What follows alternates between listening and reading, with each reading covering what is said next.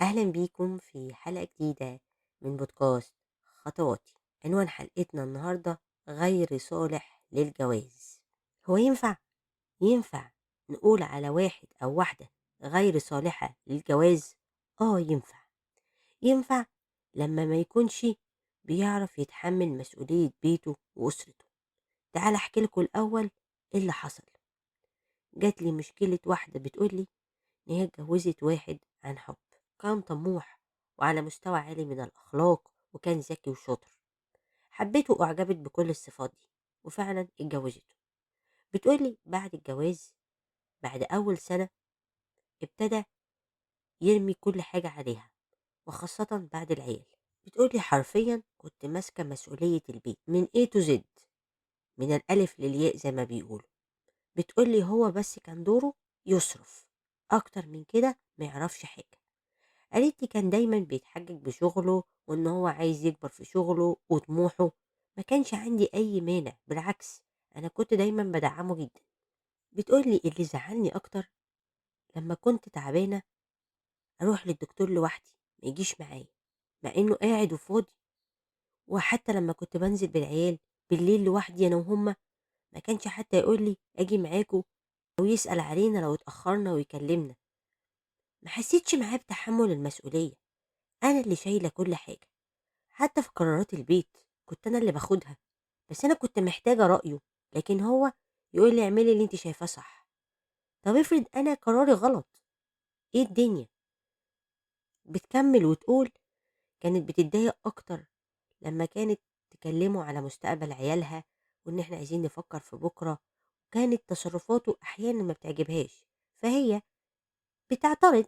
إحنا في مركب واحدة وتقعد تتكلم معاه، كان يقف قدامها ويتعارك ويزعق وانتي وانتي وانتي، وهو يعمل اللي هو شايفه صح، مع ان اللي هو شايفه صح ده كان بيخرب البيت اكتر. فدي اكتر حاجة بتحكي لي وبتقولي ان هي كانت مضايقاها. بتقولي مش بس انا شايلة المسؤولية، ده بيقف قدامي، ده عامل حمل اكتر عليا بدل ما يشيل معايا الحمل. القصة دي اللي حكيتها لنا هي عايزة توصل نقطة، إن مش كل إنسان صالح للجواز. ليه؟ صاحبنا ده لا شايل مسؤولية، ودايمًا بيتعارك معاها، دايمًا ما بياخدش قرار، رامي عليها كل الحمل، وهو وجوده نفسه متقِّل الحمل. تخيل لمّا تبقى واحدة متجوزة راجل يشيل معاها ويقاسمها الحياة، ده هو حمل عليها. تعالوا بقى نعرف مين الناس الغير صالحة للجواز.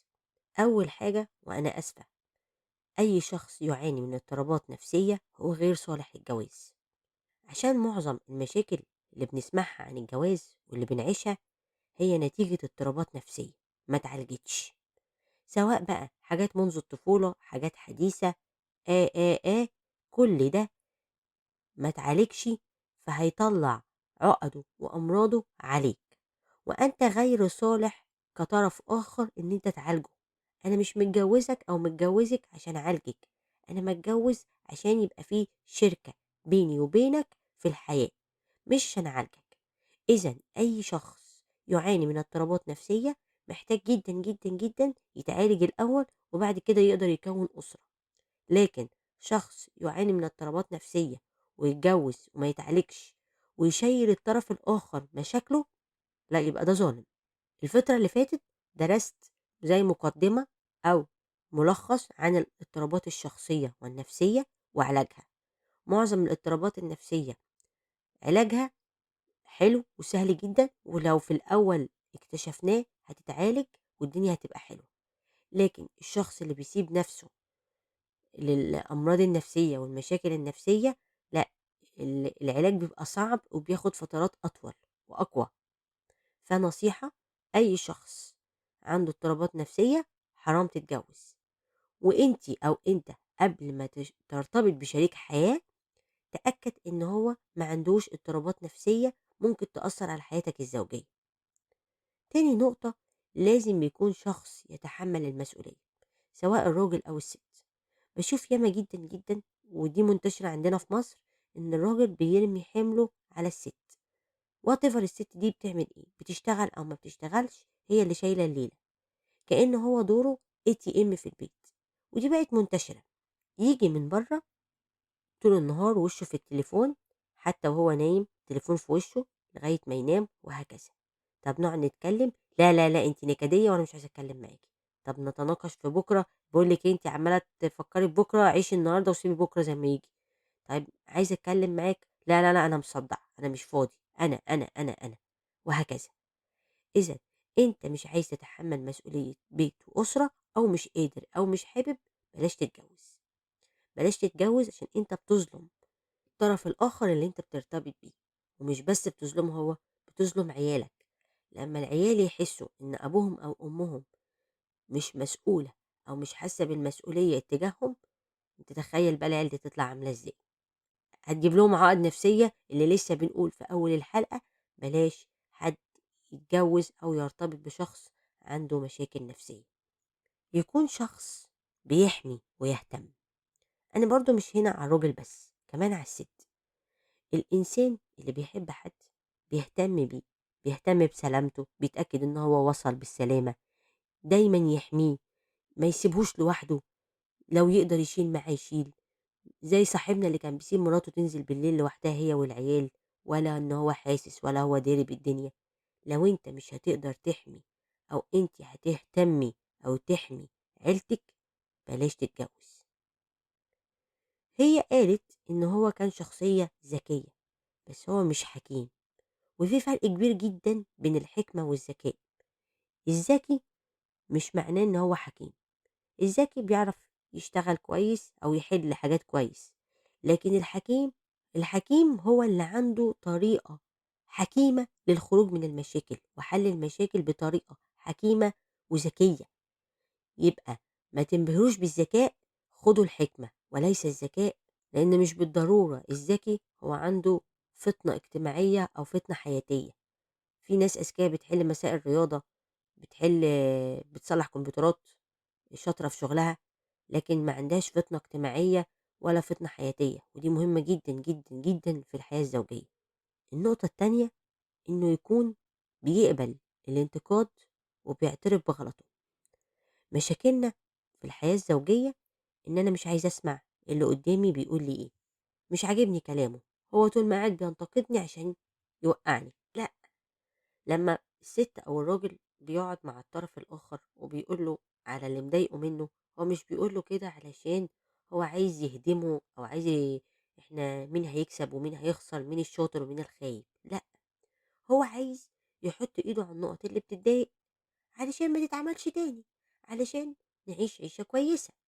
لكن أنت لأ، هي بتنتقدني علشان هي عايزة تدمّرني وعايزة تطلّعني وِحِش وهي عايزة تطلع كويسة. لأ، هي عايزة تعيش حياة كويسة. إحنا ك كبني آدمين مش عايزين نعترف إن إحنا عندنا مشكلة، مش عايزين نعترف إن إحنا غلطانين.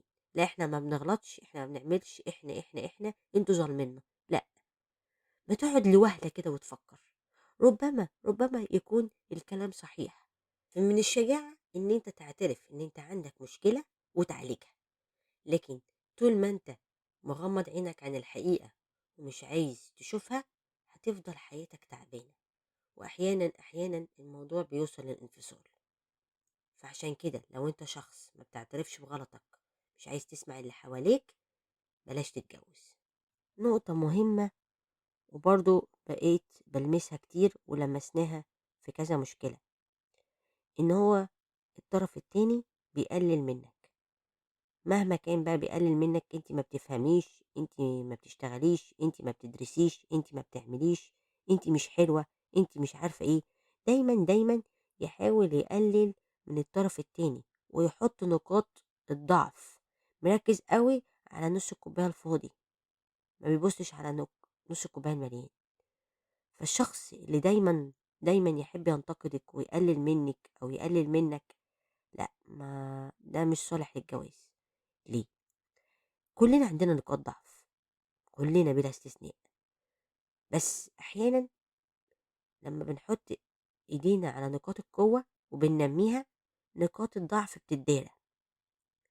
فالإنسان أو الطرف اللي بيحب حد هيحط إيده على نقاط القوة ويعزّزها، يقويها، ويتغاضى عن نقاط الضعف، أو نقاط الضعف نشتغل عليها ونحسنها. لكن الطرف اللي دايما ينتقد اللي قدامه ويحط ايده على نقاط الضعف ويقلل منك وانت وانت وانت وانتي، لا، ده غير صالح نهائي نهائي للجواز. لان انا لما اعيش تحت بيت واحد مع شخص بيقلل مني، لا انا اسفة، ما ينفعش. لازم كمان يكون عنده حتة المساواة، يعني زي ما انت شايلة مسؤولية، انا كمان من حقي اشيل مسؤولية، ده واجب عليا، ده دوري ان انا اشيل معاكي. لكن الطرف اللي يشيل الطرف التاني اكتر من قدرته، لا، ده طرف غير صالح للجواز، لان هو ما عندوش حتة المساواة ولا الاحساس باللي حواليه ولا الاحساس بالمسؤولية. نقطة تانية، ودي ما حكيتهاش في التجربة اللي سمعناها، بس دي موجودة: ما تتجوزيش الودني اللي بيسمع لمين، دي مش مشكلتي، بس اللي دايما ممكن يتأثر بآراء اللي حواليه، ممكن يهدم علاقة هو عارف قد ايه مراته او زوجها شخص كويس، بس عشان سمع كلام من حد في بينهم اختلاف فخرب بيته. لا، انت غير صالح للجواز، لان انت ودني، والودني اسوأ اسوأ شخص ممكن الواحد يرتبط بيه. اخر نقطة عشان ما اطولش عليكم، انا عارفة ان النقطة دي ممكن ما تعجبش ناس كتيرة، بس ما تحبوش قوي، لان أنا اكتشفت ان اللي بيحب قوي وبيدي كتير قوي قوي قوي قوي بيتعب قوي بجد. لكن للأسف الطرف التاني ما بيحترمش الحب، وبيقابله ب... بده عادي وعجرفة، فما تحبوش قوي. على قد ما هتاخدوا حب ادوا، لكن بلاش الحب ده اللي هو الناس اللي بتحب على نفسها دي.